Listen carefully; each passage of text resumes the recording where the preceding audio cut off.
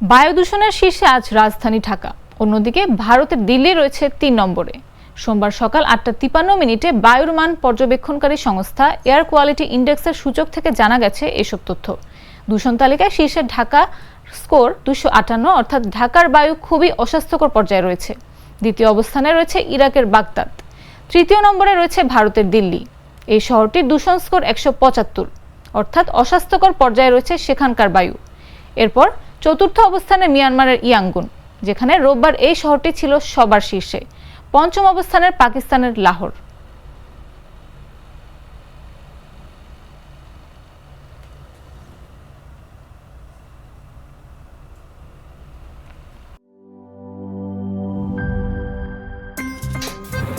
আমার একটা স্মার্ট সিদ্ধান্তে 25% গ্যাসের খরচ কমেছে। ভাবছেন কিভাবে? সাধারণ গ্যাস স্টোভ বদলে আমি এনেছি আরএফএল গ্যাস স্টোভ। এর সাইন্টিফিক নজেল ও ব্রাস বার্নার ক্যাপ সমানভাবে তাপ ছড়িয়ে রান্না করে দ্রুত, তাই গ্যাসও বাঁচায় 25%, টাকাও বাঁচে 25%। আরএফএল গ্যাস স্টোভ, নিরাপদ ও গ্যাস সাশ্রয়ী।